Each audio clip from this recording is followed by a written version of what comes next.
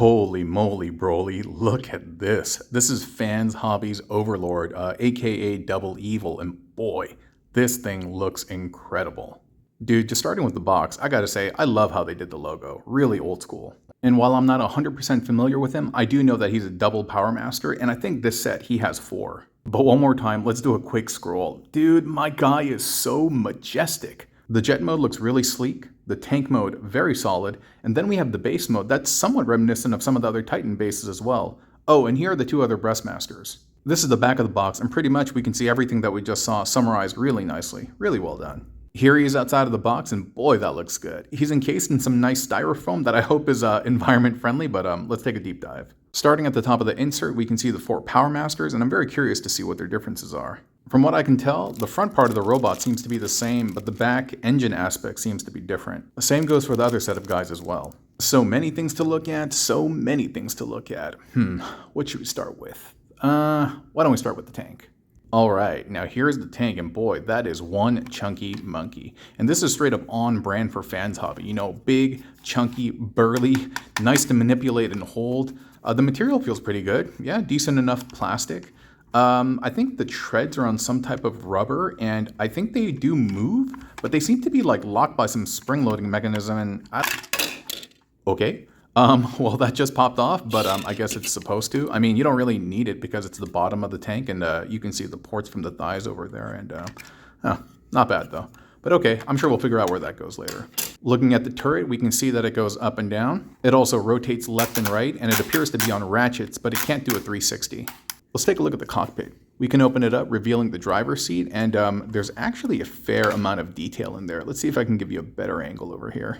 There you go. You can see a steering wheel. It moves left and right, and there's a pivot that probably has it go, up and down as well. I feel like the steering wheel would look better upside down, but yeah, I mean, I guess this is just the way it is. But man, look at that dash. Wow, great detail in there. I can totally respect that.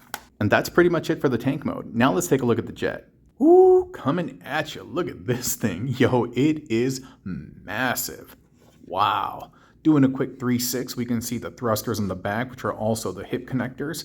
And then coming to the side, some decent amount of detail. But for the most part on the chassis, the aesthetics are pretty plain, and yeah, that's how the original one was. Taking a look at the cockpit, we can see that it's very similar to the tank. Lots of great detail on the inside. The steering wheels move left and right. They also move up and down. It's a nice little welcoming place for the pilot. The section in the back I thought was another pilot seat, but nah, you open it up and it's a hidden gimmick, some blasters that fold out, and then you can fold it back in. I also noticed that the spires are on springs, but I'm not sure why. The wings and stabilizers are on hinges and can be compressed and expanded, largely for the purposes of transformation. On the undercarriage, this section folds out, and I believe it's a kickstand, but don't quote me on that. And in the front, there are bays that you can open up, and within, you can see the landing gear. Kind of hard to see because of the lighting. Moving to the chest section, you can see that both sections, left and right, open up and provide housing for the Power Masters. Now let's get them transformed into bot mode. Yeah! We're going to start by removing the nose cone, and you got to press that button down, and you got to apply some Herculean strength, but eventually it'll come apart. To configure the arms, you're going to separate them first from the body. Afterward, you're going to open up the panel behind the forearm, then you're going to flip out the fists, and finally fold the thrusters in. To configure the shoulders, first we're going to fold down the flap, then we're going to fold the forearm to break the sculpt, which will then allow us to move up the shoulder pauldron, which are on ratchets. After you're done, now you can fold in the forearm wings. And finally, you're going to spin the spire, resituate it, and press down.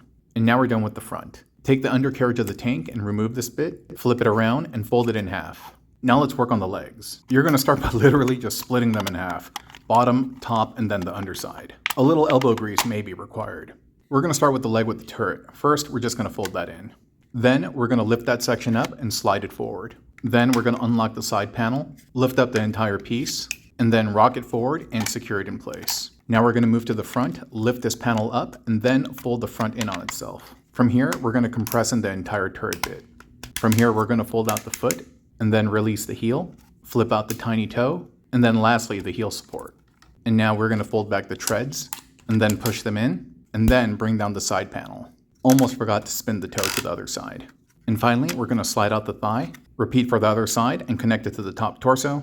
And this is our guy. Man, he looks incredible. He certainly commands presence, doesn't he? Oh, and we can do the whole Power Master gimmick. We can flip out the chest, grab one of those buddies and plug him in, and you're going to see the gimmick happen. And we can do the same for the other buddy as well.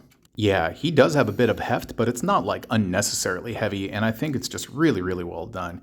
Very fans hobby, totally on brand, and I'm really liking what I see. In terms of articulation, the shoulders are on ratchets, and so you can feel pretty secure about that. And the lower half, those are just on swivels, but it holds up fine. The hips and any of the really major heavy joints are all on ratchets as well, and so really great placement and thought process from fans hobby.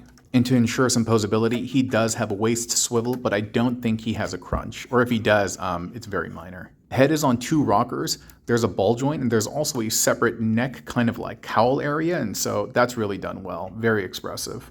The feet can rock back and forth on swivels, but up and down, those again are on ratchets. Great job, fans hobby. The back is really solid. Not too many hollow bits, and overall just really lends to the solid, strong aesthetic. And for scale, here he is next to Black Zarek. Not Titan scale, but he is still pretty massive. I'm going to show you the base mode, but I'm going to convert him off camera, okay? Be right back. Alrighty, here he is in base mode, and honestly, I wish I had never attempted this because it's pretty ghetto, dude. I mean, the individual pieces look pretty cool. As you can see, there's a little cockpit here. I mean, half of the tank, the turrets, and it's nice. It's nice when you look at the individual parts, but man, when you bring everything together, it's just so flimsy.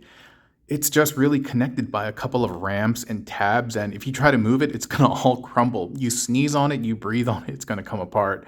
And again, I really, really wish I had never attempted this because it kind of left a bad taste in my mouth. So you know what? Let's go back to the mode that I enjoy best, which is bot mode, and we'll remember him like this, and that's it for the review. Thanks for watching, okay? Bye-bye.